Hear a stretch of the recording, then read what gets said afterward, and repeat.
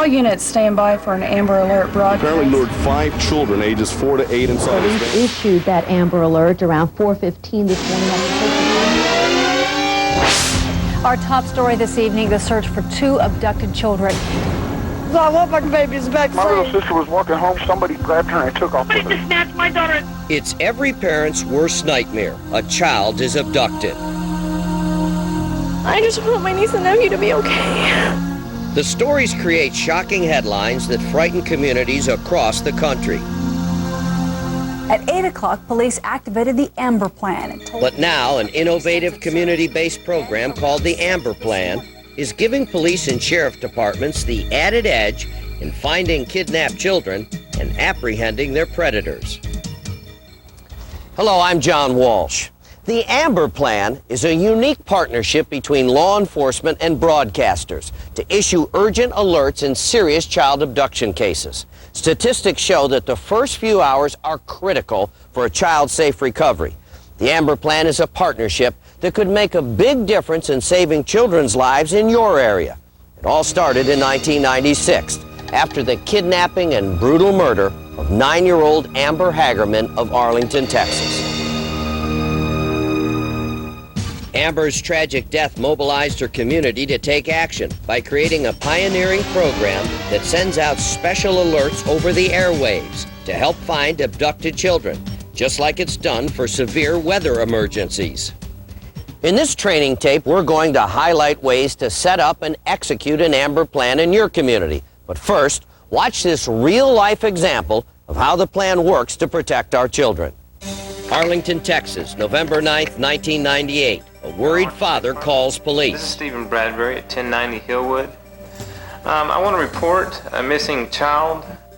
Steve's 2-month-old baby, Raylee, is missing after her trusted babysitter fails to bring her home. Raylee's parents are scared. This is a tiny baby that needs me, so I need her, and then I don't know where she's at. I mean, she's helpless without me.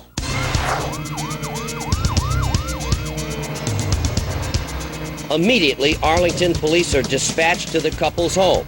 Their first priority is to determine whether or not to activate an Amber Alert. First of all, how long have you known Sandra Fallis? Just a few months. All right. And while she's babysat, has she ever left before with Raylee? No. First, investigators aren't convinced that Raylee is in danger. Okay. Sergeant Mark Simpson. Right now, this is not an Amber Alert situation. We don't have any information that would lead us to believe that Raylee was taken with the intent to injure her, or that by her being in the company of Sandra Fallis, that she is in any danger of being hurt. The Amber Alert can only be activated by law enforcement once they've confirmed a child has been abducted and his or her life is in serious danger. At this point, all police know is that Raylee's babysitter, Sandra Fallis, isn't home and is nowhere to be seen. But they do know she drives a 1998 Ford pickup. To figure out whether or not this will become an Amber Alert, we'll need to do some background on Sandra Fallis, find out what her history is. We'll contact some of her family and some of her friends and see where that takes us. 714, 716. 716, go ahead.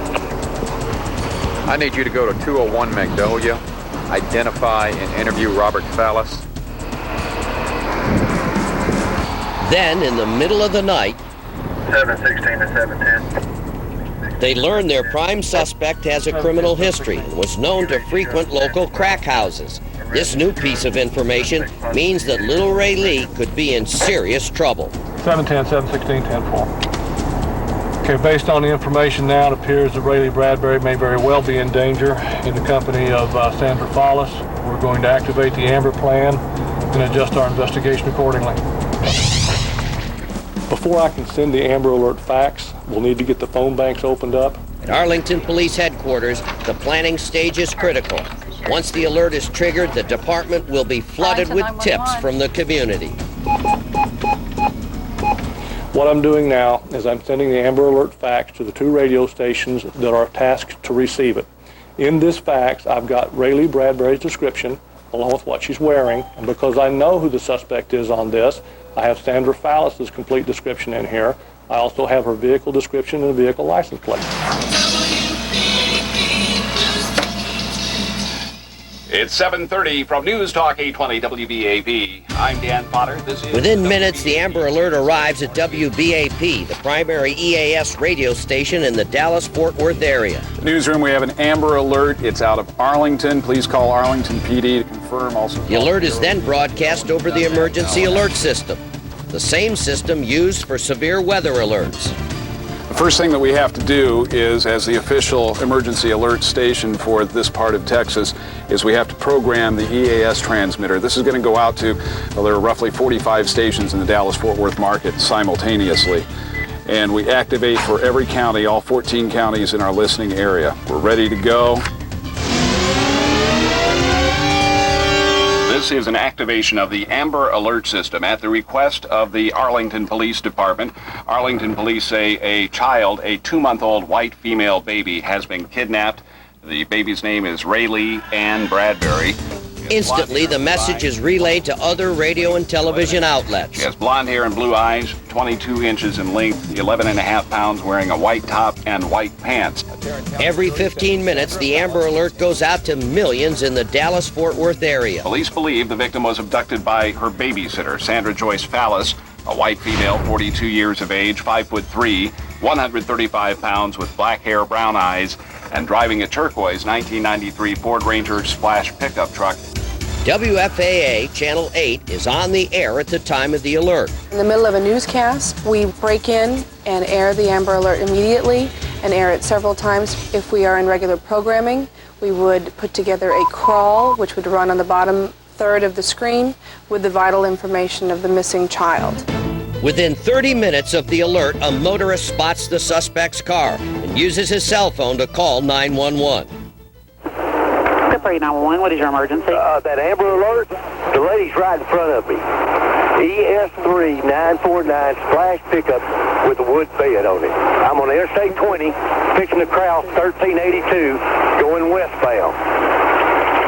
The baby singing in front of her. That's her. I can't believe it. The child was found after a driver recognized the woman's truck from news reports. Police found 2-month-old Rayleigh Bradbury in the babysitter's car this morning and immediately returned the child to her parents. 42-year-old Sandra Fallis was arrested. Police allege she kidnapped the baby last night. I don't want to let her go. I don't want to let her out of my sight. The recovery of Rayleigh speaks volumes about the power of the Amber Plan. Since it was created in 1996, the plan has expanded into other communities across the United States. To date, there have been 80 Amber Alert activations nationwide, saving the lives of 16 children. Now that's a 20% success rate. The child may be alive tonight thanks to the use of the Amber Plan. The Amber Alert not only helps recover children, but it also serves as a deterrent to this type of crime. Now, to best utilize the Amber Alert, there are critical guidelines every community needs to consider. The Amber Alert is only used for serious child abductions. It should not be used for runaway or parental abduction cases, unless the life of the child is in grave danger. Because of this, the Amber Alert is used sparingly. In a major market, for instance, like Dallas, the alert goes out once every 2 or 3 months. All units stand by for an Amber Alert broadcast. The media won't tolerate a tremendous amount of use of the plan, and the public will get tired of the plan if it's used too frequently.